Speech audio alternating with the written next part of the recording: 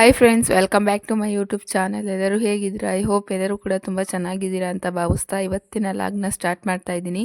First time video ಯಾರಾದರೂ ನೋಡ್ತಾ ಇದ್ದರೆ ಪ್ಲೀಸ್ ಸಬ್ಸ್ಕ್ರೈಬ್ ಮಾಡಿಕೊಂಡು ಸಪೋರ್ಟ್ ಮಾಡಿ. ವಿಡಿಯೋ ಇಷ್ಟ ಆದರೆ ಒಂದು ಲೈಕ್ ಮಾಡಿ. ಇವತ್ತು ಫಸ್ಟು ವಿಡಿಯೋ ಮಾಡೋಕ್ಕೆ ಅಂತ ಸೋನಿ ಕೊಟ್ಟಿದ್ದೆ, ಫುಲ್ ಶೇಕ್ ಮಾಡಿದ್ದಾಳೆ ಫೋನು. ಹಾಗೆ ಸ್ವಲ್ಪ ತರಕಾರಿ ಇಲ್ಲ ಅಂದ್ಬಿಟ್ಟು ಮನೆ ಹತ್ರನೇ ತರಕಾರಿ ಅವ್ರು ಬರ್ತಾರಲ್ಲ, ಹಾಗಾಗಿ ಸ್ವಲ್ಪ ತರಕಾರಿನೆಲ್ಲ ತೊಗೊಂಡೆ. ಅಂದರೆ ಆಲೂಗೆಡ್ಡೆ ಮತ್ತು ಬದನೆಕಾಯಿ, ಸ್ವಲ್ಪ ಕೊತ್ತಂಬರಿ ಸೊಪ್ಪು, ಶುಂಠಿ ಇಷ್ಟು ತೊಗೊಂಡು ಇಷ್ಟಕ್ಕೆ 60 ರೂಪಾಯಿ ಆಯಿತು. ತರಕಾರಿ ರೇಟ್ ಇಲ್ಲ ಅಂದರೂ ಇಲ್ಲಿ ಮಾರಕ್ಕೆ ಬರೋರು ತುಂಬಾ ರೇಟ್ ಹಾಕ್ತಾರೆ ನೋಡಿ. ಇಷ್ಟಕ್ಕೆ 60 ರೂಪಾಯಿ ಆಗಿದ್ದೆ. ಹಾಗೆ ನಮ್ಮ ಮನೆಯವರು ಸಾಯಂಕಾಲ ಆಯಿತು ಅಂತ ಕುರಿಮರಿಗೆಲ್ಲ ಇವಾಗ ಜೋಳ ಅದನ್ನೆಲ್ಲ ಇಕ್ತಾಯಿದ್ರು. ಅಷ್ಟರಲ್ಲಿ ಕುರಿಮರಿಗಳು ಕೂಡ ಬಂದವು ನೋಡಿ. ಬಂದ ತಕ್ಷಣ ಒಂದೇ ದಿವಸಕ್ಕೆ ಹೇಗೆ ಗೊತ್ತಾಗುತ್ತೆ ಅಂತ ಕುರಿಮರಿಗಳಿಗೆ ನಮಗೆ ಆಶ್ಚರ್ಯ ಆಗ್ಬಿಡುತ್ತೆ. ಒಂದೇ ದಿವಸಕ್ಕೆ ಅವ್ರು ಬಂದುಬಿಟ್ಟು ಹೆಂಗೆ ರೋಡ್ ನೋಡಿಕೊಂಡು ಕರೆಕ್ಟಾಗಿ ಬಂದು ಅಂದರೆ ಜೋಳ ಹಾಕಿರ್ತೀವಲ್ಲ ಅದಕ್ಕೆ ಓಡಿ ಬರ್ತಾ ಇರ್ತಾವೆ ಅಲ್ಲಿಂದನೇ ನೋಡಿ. ಹೆಂಗೆ ಹೋಗ್ತಾ ಹೋಗ್ತಾ ಹೆಂಗೆ ತಿಂತವೆ, ಒಬ್ಬರ ಮೇಲೆ ಒಬ್ಬರು ಬೀಳ್ತಾನೆ ಇರ್ತಾರೆ. ಅಂದರೆ 3 ಥರದ್ದು ಜೋಳ ಮತ್ತು ಹಿಂಡಿ ಅಂತ, ಅಂದರೆ ಉದ್ದು ಹಿಂಡಿ ಇರುತ್ತೆ ಒಂಥರ ಚಪಾತಿ ಥರ 2 ಥರದ ಹಿಂಡಿ, 3 ಥರದ್ದು ಒಟ್ಟು ಕಲಿಸ್ಬಿಟ್ಟು ಈ ಥರ ಮಿಕ್ಸ್ ಮಾಡಿಬಿಟ್ಟು ಚೆನ್ನಾಗಿ ಇಕ್ಬಿಟ್ರೆ ಸಾಕು ನೋಡಿ ಹೆಂಗೆ ಅವು ತಿನ್ಕೊತಾ ಇದ್ದಾವೆ ಅಂತ. ಹಾಗೆ ಮಾವ ಬಂದ್ರಲ್ಲ, ಹಲಸಿನ ಹಣ್ಣು ಅಂದರೆ ಹಣ್ಣಾಗಿತ್ತು ಅಂತ ಹಲಸಿನ ಹಣ್ಣು ಕೂಡ ಕಟ್ ಮಾಡ್ತಾಯಿದ್ರು. ಅಕ್ಕಿ ಖಾಲಿಯಾಗಿಬಿಟ್ಟಿತ್ತು, ಹಾಗಾಗಿ ಅದನ್ನು ಸ್ವಲ್ಪ ಕ್ಲೀನ್ ಮಾಡ್ಕೊಳ್ಳೋಣ ಅಂದ್ಬಿಟ್ಟು ಇವಾಗ ಅಕ್ಕಿ ಕ್ಲೀನ್ ಮಾಡ್ಕೊಳ್ಳೋಕ್ಕೆ ಕೂತ್ಕೊಂಡಿದ್ದೀನಿ. ಅದರಲ್ಲಿ ಬಂದು ಮಕ್ಕಳು ಬೇರೆ ಅಕ್ಕಿ ಚೆಲ್ಲೋದು ಆ ಥರ ಈ ಥರ ಫುಲ್ ತಲೆ ಕೆಡಿಸ್ತಾಯಿದ್ರು. ಈ ಅಕ್ಕಿ ಏನಾರ ಕೆಲಸ ಮಾಡಬೇಕಾದ್ರೆ ಜಾಸ್ತಿನೇ ಇದು ಮಾಡ್ತಾಯಿರ್ತಾರೆ. ನಾವೊಂದು ಮಾಡೋಕ್ಕೋದ್ರೆ ಅವರು ನಾವು ಮಾಡ್ತೀವಿ ಇದು ಮಾಡ್ತೀವಿ ಅಂತ ಫುಲ್ ತರಲೆ ಅಂದರೆ ತರಲೆ. ಇವ್ರನ್ನ ಮನ್ಗಿಸ್ಬಿಟ್ಟು ಆದರೂ ಕೆಲಸ ಮಾಡೋಣ ಅಂದ್ಕೊಂಡ್ರೆ ಮನ್ಗದೇ ಇಲ್ಲ. ಇವ್ರನ್ನ ತೂಗಿ ತೂಗಿ ನನಗೆ ನಿದ್ದೆ ಬರುತ್ತೆ. ಹಾಗಾಗಿ ಇವ್ರು ಮನ್ಗಲ್ಲ, ಸುಮ್ಮನೆ ಟೈಮ್ ವೇಸ್ಟು ಅಂದ್ಬಿಟ್ಟು ಅಕ್ಕಿ ಕ್ಲೀನ್ ಮಾಡಿ ಕೂತ್ಕೊಂಡೆ. ಬಂದುಬಿಟ್ಟು ಚೀಲದಲ್ಲೇ ಕೂತ್ಕೊಂಡ್ಬಿಟ್ಟೆ ಲಸು. ಇಬ್ಬರು ಕೂಡ ಆಟ ಆಡ್ಕೊಂಡು ಕೂತ್ಕೊಂಡಿದ್ರು. ಅಕ್ಕಿ ಚೆಲ್ಲೋದು ಇನ್ನೇನು ಚೆಲ್ತಾರೆ, ಹೆಂಗೆ ಇದು ಮಾಡಿದ್ರು ಕೂಡ ನೆಕ್ಸ್ಟು ನೀಟಾಗಿ ಗುಡಿಸ್ಕೊಂಡ್ರೆ ಆಯಿತು ಅಂದ್ಬಿಟ್ಟು ಇವಾಗ ಅಕ್ಕಿ ಕ್ಲೀನ್ ಮಾಡ್ಕೊಳ್ತಾ ಇದ್ದೀನಿ. ಫಸ್ಟು ಈ ಥರ ಜರಡಿ ಇಟ್ಕೊತಾ ಇದ್ದೀನಿ. ಜರಡಿ ಹಿಡಿಯೋದ್ರಿಂದ ಅಂದರೆ ಈ ನುಚ್ಚಕ್ಕಿ ಇರುತ್ತಲ್ಲ ಅದೆಲ್ಲ ಕೆಳಗಡೆ ಬಂದುಬಿಡುತ್ತೆ. ಚೆನ್ನಾಗಿರೋ ಅಕ್ಕಿ ಮೇಲ್ಗಡೆ ಇರುತ್ತೆ. ನುಚ್ಚಕ್ಕಿಲಿ ನಾವು ದೋಸೆ ಅಂದರೆ ಅಕ್ಕಿನ ಸ್ವಲ್ಪ ತೊಳೆದ್ಬಿಟ್ಟು ಈ ಥರ ಅಕ್ಕಿ ಹಿಟ್ಟನ್ನು ಕೂಡ ಹಾಕಿಸ್ಕೋಬೋದು. ಹಾಗಾಗಿ ಪ್ರತಿ ಸತಿ ನಾನು ಅಕ್ಕಿ ಕ್ಲೀನ್ ಮಾಡಬೇಕಾದ್ರೆ ಜರಡಿ ಇಟ್ಟು ನೆಕ್ಸ್ಟು ನಾನು ಅಕ್ಕಿನ ಕ್ಲೀನ್ ಮಾಡ್ಕೊತೀನಿ. ಈ ನುಚ್ಚು ಜಾಸ್ತಿ ಇತ್ತು ಅಂದರೆ ಸ್ವಲ್ಪ ಅನ್ನ ಎಲ್ಲ ಸ್ವಲ್ಪ ಗಂಜಿ ಗಂಜಿ ಥರ ಆಗಿಬಿಡುತ್ತೆ, ಅದು ನೀಟಾಗಿ ಬರಲ್ಲ. ಹಾಗಾಗಿ ಜರಡಿ ಇಟ್ಕೊಂಡ್ರೆ ಹುಳುಗಳಿದ್ರು ಕೂಡ ಹುಳುಗಳೆಲ್ಲ ಹೊರಟೋಗ್ಬಿಡುತ್ತೆ ಅಂದ್ಬಿಟ್ಟು ಜರಡಿ ಇಟ್ಕೊತಾ ಇದ್ದೀನಿ. ಫಸ್ಟು ಜರಡಿ ಇಟ್ಕೊಂಡ್ಬಿಟ್ರೆ ಇನ್ನೆಲ್ಲ ಕೆಲಸ ಕೂಡ ಆದಂಗೆ. ಅಂದರೆ ಅಕ್ಕಿ ಕ್ಲೀನ್ ಮಾಡಬೇಕಾದ್ರೆ ನಂಗೆ ಫಸ್ಟು ಜರಡಿ ಇಟ್ಕೋಬೇಕು. ಕೆಲವೊಬ್ರಿಗೆ ಕೆಲವೊಂಥರ ಅನ್ಕೋಬೋದು. ಇವಾಗ ತಂದು ಈ ಮರದಲ್ಲಿ ಹಾಕ್ಬಿಟ್ಟು ಅಂದರೆ ಒಂದೊಂದು ಇದು ಚಿಕ್ಕ ಚಿಕ್ಕ ಕಲ್ಲುಗಳಿರುತ್ತೆ ವೈಟ್ ಕಲರ್, ಅದು ಕಾಣಿಸೋದೇ ಇಲ್ಲ. ಅದು ಅಕ್ಕಿನೂ ವೈಟ್ ಇರುತ್ತೆ, ಹಾಗೆ ಅದು ವೈಟ್ ಇರುತ್ತಲ್ಲ, ಸರಿಯಾಗಿ ಕಾಣಿಸಲ್ಲ. ಹಾಗಾಗಿ ಅದನ್ನು ಸ್ವಲ್ಪ ನೀಟಾಗಿ ಕ್ಲೀನ್ ಮಾಡಿಕೊಂಡೆ. ಅಂದರೆ ಅಷ್ಟೊಂದೇನು ಇದಿರಲಿಲ್ಲ, ಚೆನ್ನಾಗೇ ಇತ್ತು. ಆದರೂ ಕೂಡ ಮನಸ್ಸಿಗೆ ನೆಮ್ಮದಿ ಇರಲ್ಲ ಅದು ನೀಟಾಗಿ ಕ್ಲೀನ್ ಮಾಡಿರಲಿಲ್ಲ ಅಂದರೆ. ಇದು ರೇಷನ್ ಅಕ್ಕಿ ಅಲ್ವಾ, ಹಾಗಾಗಿ ಸ್ವಲ್ಪ ಭಯನೇ. ಮಧ್ಯೆ ಮಧ್ಯೆ ಒಂದು ಕಲ್ಲು ಸಿಕ್ಬಿಟ್ರೆ ಏನೋ ಒಂಥರ ಅನ್ನಿಸ್ತಾ ಇರುತ್ತೆ. ಹಾಗಾಗಿ ಅದನ್ನು ಸ್ವಲ್ಪ ನೀಟಾಗಿ ಒಂದು ದಿನ ಪೂರ್ತಿ ಅದೇ ಆಗಿಬಿಡುತ್ತೆ ಅಕ್ಕಿ ಕ್ಲೀನ್ ಮಾಡೋದು.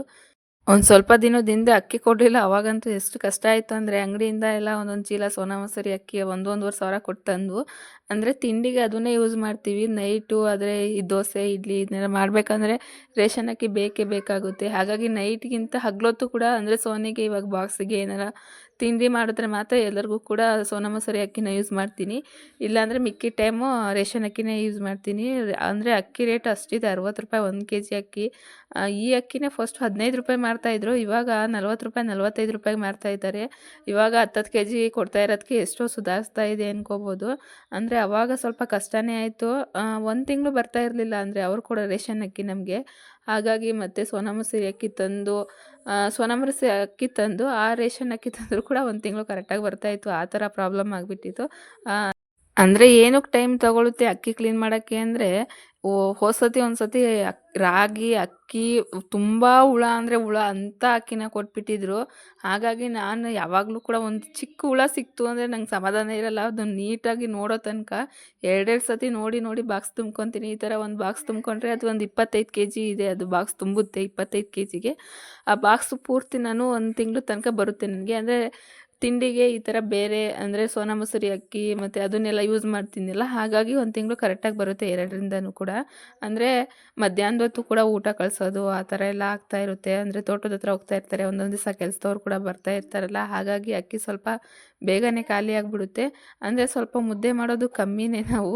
ಅಂದರೆ ಕೆಲವೊಬ್ಬರು ಮನೇಲಿ 3 ಟೈಮು ಮುದ್ದೆ ಮಾಡೋದಿರುತ್ತೆ. ಅಂದರೆ ನಾನು ಮಾಡ್ತೀನಿ ಮುದ್ದೆ, ಒಂದೊಂದು ಟೈಮ್ ಆದರೂ ಮಾಡ್ತೀನಿ. ಬೆಳಗ್ಗೆ ತಿಂಡಿ ತಿಂದರೆ ನೈಟು ಮುದ್ದೆ ಮಾಡಲೇಬೇಕು. ಆದರೂ ಕೂಡ ಒಂದೊಂದು ಸತಿ ಅನ್ನ ಜಾಸ್ತಿ ಅಂದರೆ ಅಕ್ಕಿ ಬೇಗನೆ ಖಾಲಿ ಆಗಿಬಿಡುತ್ತೆ. ಹಾಗಾಗಿ ಒಂದು ಬಾಕ್ಸ್ ತುಂಬಿದಿಟ್ಕೊಂಡ್ರೆ ಕರೆಕ್ಟಾಗಿ ಆಗುತ್ತೆ 1 ತಿಂಗಳು. ಹಾಗೆ ಅದನ್ನೆಲ್ಲ ಸ್ವಲ್ಪ ಕ್ಲೀನ್ ಮಾಡ್ತಿದ್ದೆ. ಅಷ್ಟರಲ್ಲಿ ಲಸ್ಸು ಏನಾರ ಮಾಡಿಕೊಡು ಅಂತ ಕೇಳ್ತಾ ಇದ್ದ ಸೋನಿನು. ಹಾಗಾಗಿ ಇವಾಗ ಮೊಟ್ಟೆ ಪಡ್ ಮಾಡೋಣ ಅಂದ್ಬಿಟ್ಟು ಇವಾಗ ನೋಡಿ ಇಷ್ಟು ಕೊತ್ತಂಬರಿ ಸೊಪ್ಪು ಹಾಗೆ ಈರುಳ್ಳಿನ ಕಟ್ ಮಾಡಿಕೊಂಡು ಇವಾಗ ಒಂದು ಇದಕ್ಕೆ ಹಾಕ್ಕೊತಾ ಇದ್ದೀನಿ. ಹಾಗೆ ಅದಕ್ಕೆ ಸ್ವಲ್ಪ ಉಪ್ಪು ಮತ್ತು ಖಾರದ ಪುಡಿ ಹಾಗೆ ಗರಂ ಮಸಾಲಾನ ಹಾಕ್ಕೊಂಡಿದ್ದೀನಿ. ಅಂದರೆ ನಾವು ಎಷ್ಟು ಮೊಟ್ಟೆ ತೊಗೊಂಡಿರ್ತೀವೋ ಅಷ್ಟು ಉಪ್ಪು ಖಾರನ ಸೇರಿಸ್ಕೋಬೇಕಾಗುತ್ತೆ ನೋಡಿ. ಹಾಗೆ ಇಲ್ಲಿ 4 ಮೊಟ್ಟೆನ ತೊಗೊಂಡಿದ್ದೀನಿ. ಅಂದರೆ ಮಕ್ಕಳಿಗಷ್ಟೇ ಅಲ್ಲ, ನಾವು ಒಂದೊಂದು ತಿಂದರೆ ಆಗುತ್ತೆ ಅಂದ್ಬಿಟ್ಟು 4 ಮೊಟ್ಟೆನ ತೆಗೆದು ಇವಾಗ ನೋಡಿ ಚೆನ್ನಾಗಿ ಮಿಕ್ಸ್ ಮಾಡ್ಕೊತಾ ಇದ್ದೀನಿ. ತುಂಬ ಚೆನ್ನಾಗಿರುತ್ತೆ, ಮಕ್ಳಿಗಂತೂ ತುಂಬಾ ಇಷ್ಟ ಆಗುತ್ತೆ. ಅಂದರೆ ನಾವು ಇಲ್ಲಿ ಮೆಣಸಿನ್ಕಾಯಿ ಪುಡಿ ಬದಲು ಮೆಣಸಿನ್ಕಾಯಿ ಕೂಡ ಹಾಕ್ಕೋಬೋದು. ಅಂದರೆ ಮೆಣಸಿನ್ಕಾಯಿ ಇರೋದ್ರಿಂದ ಮಕ್ಕಳು ಸ್ವಲ್ಪ ತಿನ್ನಲ್ವಲ್ಲ, ಹಾಗಾಗಿ ನಾನು ಅವ್ರಿಗೆ ಬಾಯಿಗೆ ಸಿಕ್ಬಿಟ್ರೆ ಪಡ್ಡೇ ತಿನ್ನಲ್ಲ, ಮೊಟ್ಟೆ ಪಡ್ಡು. ಹಾಗಾಗಿ ಸ್ವಲ್ಪ ಮೆಣಸಿನ್ಕಾಯಿ ಪುಡಿನೇ ಹಾಕ್ಕೊಂಡು ಇವಾಗ ನಾವು ಪಡ್ಡು ಮಾಡ್ತೀವಲ್ಲ ಆ ತವಾನ ತೊಗೊಂಡು ಚೆನ್ನಾಗಿ ಎಣ್ಣೆನೆಲ್ಲ ಈ ಥರ ಹಚ್ಕೊತಾ ಇದ್ದೀನಿ ನೋಡಿ. ಎಣ್ಣೆ ಸ್ವಲ್ಪ ಜಾಸ್ತಿ ಹಚ್ಕೊಳ್ಳೋದ್ರಿಂದ ಪಡ್ಡು ಕೂಡ ನೀಟಾಗಿ ಅಂದರೆ ಇದು ಮಾಡ್ಕೊಬೋದು, ಎತ್ಕೋಬೋದು. ಇಲ್ಲಾಂದರೆ ಅಲ್ಲೇ ಎಂಟ್ಕೊಬಿಡುತ್ತೆ, ಒಂಥರ ಆಗಿಬಿಡುತ್ತೆ. ಹಾಗಾಗಿ ಸ್ವಲ್ಪ ಎಣ್ಣೆನ ಸ್ವಲ್ಪ ನೀಟಾಗೆಲ್ಲ ಸ್ಪ್ರೆಡ್ ಮಾಡಿಬಿಟ್ಟು ಇವಾಗ ನೋಡಿ ಎಲ್ಲ ಒಂದು ಹೋಲಲ್ಲೂ ಕೂಡ ಇವಾಗ ನಾನು ಒಂದೊಂದು ಸ್ಪೂನಷ್ಟು ನಾವು ಮಿಕ್ಸ್ ಮಾಡ್ಕೊಂಡಿದ್ವಲ್ಲ ಮೊಟ್ಟೆ ಈರುಳ್ಳಿ ಅದನ್ನು ತವದಲ್ಲಿ ಹಾಕಿ ಒಂದು 2 ನಿಮಿಷ ಲೋ ಫ್ಲೇಮಲ್ಲಿ ಬೇಯಿಸಬೇಕಾಗುತ್ತೆ. ಹೈ ಫ್ಲೇಮ್ ಇಡೋದ್ರಿಂದ ಅದು ಸುಟ್ಟೋಗುತ್ತೆ, ಮಧ್ಯದಲ್ಲಿ ಬೇಯಲ್ಲ. ಹಾಗಾಗಿ ಸ್ವಲ್ಪ ಲೋ ಫ್ಲೇಮಲ್ಲಿ ಇಟ್ಬಿಟ್ಟು ಒಂದು 2 ನಿಮಿಷ ಈ ಥರ ಚೆನ್ನಾಗಿ ಬೇಯಿಸ್ಕೊಂಡಾದ್ಮೇಲೆ ನೋಡಿ ಎಷ್ಟು ಚೆನ್ನಾಗಿ ಅದು ಟರ್ನ್ ಆಗ್ತಿದೆ ಅಂತ ನಾವೇ ನೋಡ್ಬೋದು. ನಾವು ಸ್ವಲ್ಪ ಆಯಿಲ್ನ ಸ್ವಲ್ಪ ಕಮ್ಮಿ ಮಾಡೋದ್ರಿಂದ ಅದು ಅಷ್ಟು ನೀಟಾಗಿ ಟರ್ನ್ ಆಗಲ್ಲ. ಹಾಗಾಗಿ ನೋಡಿ ಸ್ಪೂನ್ ಹಾಕಿದ ತಕ್ಷಣ ಅದು ನೀಟಾಗಿ ಟರ್ನ್ ಆಗ್ತಿದೆ. ಮಕ್ಕಳಿಗೆ ತುಂಬಾ ಇಷ್ಟ ಆಗುತ್ತೆ. ಅವಾಗವಾಗ ಮಾಡಿಕೊಡ್ತಾನೆ ಇರ್ತೀನಿ ಲಸ್ಸು ಸೋನಿಗೆ ಅಂತ. ಅಂದರೆ ಮನೇಲಿ ದೊಡ್ಡವ್ರಿಗೂ ಕೂಡ ಇಷ್ಟಪಡ್ತೀವಿ, ನಾನು ಕೂಡ ಇಷ್ಟಪಡ್ತೀನಿ, ತುಂಬಾ ಚೆನ್ನಾಗಿರುತ್ತೆ. ಹಾಗಾಗಿ ಅವಾಗವಾಗ ಮಕ್ಳಿಗೂ ಇಷ್ಟ ಆಗುತ್ತೆ, ನಮಗೂ ಇಷ್ಟ ಆಗುತ್ತೆ ಅಂತ ಅವಾಗವಾಗ ಮಾಡ್ಕೊಂಡು ತಿಂತಾ ಇರ್ತೀವಿ ನೋಡಿ. ಇವಾಗ ಎರಡೂ ಕೂಡ ತುಂಬ ಚೆನ್ನಾಗಿ ಬೆಂದಿದೆ. ಇವಾಗ ಒಂದು ಪ್ಲೇಟಿಗೆ ಹಾಕ್ಕೊತಾ ಇದ್ದೀನಿ. ಅಂದರೆ 4 ಮೊಟ್ಟೆ ತೊಗೊಂಡಿರೋದ್ರಿಂದ ಸ್ವಲ್ಪ 2 ಇಬ್ಬೆ ಹಾಕ್ಬೋದು, ಅಷ್ಟು ಬರುತ್ತೆ. ಮಧ್ಯದಲ್ಲಿ ಮಕ್ಕಳೆಲ್ಲ ಎತ್ಕೊಂಡು ತಿಂದಿದ್ದಾರೆ, ಹಾಗಾಗಿ ಅದು ಸ್ವಲ್ಪ ಕಮ್ಮಿ ಕಾಣಿಸ್ತಾ ಇದೆ ನೋಡಿ. ಇವಾಗ ಸೋನಿಗೆ ಮತ್ತು ಲಸ್ಸುಗೆ ಕೊಟ್ಟಿದ್ದೀನಿ. ಲಸ್ಸು ಒಳಗಡೆ ಕೂತ್ಕೊಂಡು ಊಟ ಮಾಡ್ತಾ ಇದ್ದಾನೆ. ಹಾಗೆ ನಮ್ಮ ಮನೆಯವ್ರಿಗೆ ಇವೆಣ್ಣವ್ರಿಗೆಲ್ಲ ಕೊಟ್ಟೆ. ಸೋನಿ ಒಂದು 7-8 ಎತ್ಕೊಂಡ್ಬಿಟ್ಟಿದ್ದಾಳೆ ನನಗೆ ಜಾಸ್ತಿ ಬೇಕು ಅಂತ. ಕುತ್ಕೊಂಡು ಸೈಲೆಂಟಾಗಿ ತಿಂತಾ ಇದ್ಲು. ಅವಳು ಅನ್ನ ತಿನ್ನಲ್ಲ, ಬರೀ ಈ ಥರ ಮಾಡಿಕೊಟ್ರೆ ಅದನ್ನೇ ತಿಂದುಬಿಡ್ತಾರೆ. ಲಸ್ಸು ಹಾಗಲ್ಲ, ಸ್ವಲ್ಪ ಊಟನಾದರೂ ಮಾಡಿ ಅದನ್ನಂತರೂ ಸ್ನ್ಯಾಕ್ಸ್ ಟೈಮ್ ಅಂತ ಆ ಥರನಾದರೂ ತಿಂತಾನೆ. ಇವಳಂತೂ ಬರೀ ಅದನ್ನೇ ತಿಂದು ಮುಗಿಸ್ಬಿಡ್ತಾಳೆ. ಕೊನೆಗೂ ಮನೆಯಲ್ಲಿ ನಮಗೆ ಇವಾಗ ಬರ್ತಾ ಇದೆ ನೋಡಿ, ಪ್ರತಿಯೊಂದು ಹಳ್ಳಿಲೂ ಕೂಡ ಮನೆಯಲ್ಲಿ ಬಂದು ಎಲ್ಲರೂ ಕೂಡ ನೀರು ತುಂಬ್ಕೊತಾ ಇದ್ದಾರೆ. ಆದರೆ ನೀರು ತುಂಬ್ತಾ ಇದ್ದಾರೆ. ನಮ್ಮವರಿಗೆ ಇದೆ ಅಂದರೆ ಆವಾಗ ಸ್ವಲ್ಪ ಪೈಪೆಲ್ಲ ಹಾಕಿದ್ರು. ನಾನು ಹಿಂದಿನ ಲಾಗಲ್ಲಿ ತಿಳಿಸಿದ್ದೆ, ನಮಗೂ ಕೂಡ ನಲ್ಲಿ ಬರ್ತಾ ಇದೆ ಊರಿಗೆ ಅಂತ. ಇವಾಗ ಫೈನಲಿ ಅದನ್ನೆಲ್ಲ ನಲ್ಲಿಯೆಲ್ಲ ಹಾಕ್ತಾ ಇದ್ದಾರೆ. ಇನ್ನು ನೀರು ಯಾವಾಗ ಬಿಡ್ತಾರೋ ಗೊತ್ತಿಲ್ಲ. ಅಲ್ಲಿಂದ ಇಲ್ಲಿಗೆ ಅಂದರೆ ಏನಿಲ್ಲ ಅಂದರೂ ಒಂದೊಂದು ಡ್ರಮ್ ನಮಗೆ ನೀರು ಬೇಕೇ ಬೇಕಾಗುತ್ತೆ. ಈ ಮೇಕೆ ಮರಿಗೆ, ಕುರಿಗಳಿಗೆ, ಅಂದರೆ ನಮ್ಮ ಮನೇಲಿ ಚಿಕನ್ ಕಟ್ ಮಾಡ್ತಾ ಇರ್ತಾರೆ ಅವ್ರಿಗೆ, ಬಾತ್ರೂಮ್ಗೆ, ಮಕ್ಕಳಿಗೆ, ಅದನ್ನೆಲ್ಲ ನಂಗೆ ನೀರು ತಂದುನೇ ಸಾಕಾಗ್ಬಿಟ್ಟಿತ್ತು. ಫುಲ್ಲು ಸೊಂಟ ಎಲ್ಲ ನೋವು ಬಂದುಬಿಡೋದು. ಇವಾಗ ಮನೆಯಲ್ಲಿ ಹಾಕಿರೋದಕ್ಕೆ ಒಂಥರ ಖುಷಿನೇ ಆಯಿತು. ಮನೆ ಅಂದರೆ ನಲ್ಲಿ ಇರೋದ್ರಿಂದ ಎಷ್ಟೋ ಖುಷಿ ಅನಿಸುತ್ತೆ. ನಮಗೆ ಬೇಕಾದಾಗ ಅಲ್ಲೋಗಿ ನಲ್ಲಿ ಹತ್ರ ಹಾಗೆ ನಿಂತ್ಕೊಳ್ಳೋಂಗಿಲ್ಲ, ನಾವೇ ಒಂದು ಪೈಪ್ ಹಾಕ್ಕೊಂಡು ನಮ್ಮ ಮನೆಗೆ ಇಟ್ಕೋಬೋದಲ್ಲ ಅಂತ ಖುಷಿ ಆಯ್ತು ಇವತ್ತಂತೂ.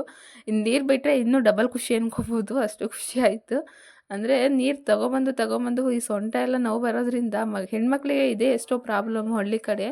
ಇವಾಗ ಫೈನಲಿ ನಲ್ಲಿ ಬಂದಿರೋದಕ್ಕೆ ಒಂಥರ ಖುಷಿನೇ. ಅಂದರೆ ಇದು ನಮ್ಮೂರಿಗೆ ಸ್ವಲ್ಪ ಲೇಟಾಗಿ ಬರ್ತಾ ಇರೋದು ನಲ್ಲಿ. ಅಂದರೆ ನಮ್ಮೂರು ಅಂದರೆ ಬೈರಾಪುರ, ಅಲ್ಲಿ ಕೂಡ ನಲ್ಲಿ ಬಂದಿತ್ತು. ಅಂದರೆ ಅಲ್ಲಿ ಅಮ್ಮವ್ರು ಯಾರೂ ಇರಲ್ವಲ್ಲ, ಚಿಕ್ಕಪ್ಪವ್ರದ್ದು ಗಿಡಗಳಿಗೆ ಆ ಥರ ಬಿಟ್ಕೊತಾರಷ್ಟೇ. ಇಲ್ಲಿ ಇವಾಗ ಬರ್ತಿರೋದಕ್ಕೆ ಅಂದರೆ ನಂಗೆ ಸ್ವಲ್ಪ ಭಯನೂ ಇದೆ. ಅದು ಚಿಕ್ಕನಲ್ಲಿ ಅದು ನಮಗೆ ನೀರು ಸಾಲಲ್ವೋ ಮತ್ತೆ ಎಲ್ಲಾರ ಎತ್ತಬೇಕಾ ನೀರು ನಾನು ಅಂತ. ಅದೇನೋ ಸ್ವಲ್ಪ ಡೈಲಿ ಬಿಡೋದ್ರಿಂದ ಪರವಾಗಿಲ್ಲ ಅನ್ನಿಸ್ತು. ಡೈಲಿ ಬಿಟ್ಟರೆ ಓಕೆ, ಇಲ್ಲ 2 ದಿವ್ಸಕ್ಕೊಂದ್ಸತಿ ಬಿಟ್ಟರೆ ನಮಗೆ ಸಾಲಲ್ಲ ನೀರು. ಮತ್ತೆ ಟ್ಯಾಂಕು ಅದು ಇದು ನೋಡ್ಕೋಬೇಕಾಗುತ್ತೆ ನಾನು, ಹಂಗೆ ಅನ್ನಿಸ್ತಾ ಇತ್ತು. ಹಾಗೆ ಅದನ್ನೆಲ್ಲ ಕೇಳ್ತಾ ಇದ್ದೆ ಅವ್ರ ಹತ್ರನೇ, ಡೈಲಿ ಬಿಡ್ತಾರಾ, ಅಮೌಂಟ್ ಏನಾರ ಕಟ್ಟಬೇಕಾ ಅಂತ. ಇಲ್ಲ ಅಮೌಂಟ್ ಏನು ಕಟ್ಟೋ ಹಾಗಿಲ್ಲ ಅಂತ ಹೇಳ್ತಾಯಿದ್ರು ನೋಡಿ. ಈ ಥರ ಹಾಕಿದ್ದಾರೆ ಫೈನಲ್ಲಾಗಿ. ಅದು ನಲ್ಲಿ ಇನ್ನೂ ಹಾಕೋದೇನೋ ಏನೋ ಬಾಕಿ ಇದೆ. ಇನ್ನೂ ಒಂದು 15 ದಿವಸ ಹೋಗ್ಬೇಕಮ್ಮ, ಅದರಲ್ಲಿ ನೀರು ಬರಬೇಕು ಅಂತ ಇದ್ದರು.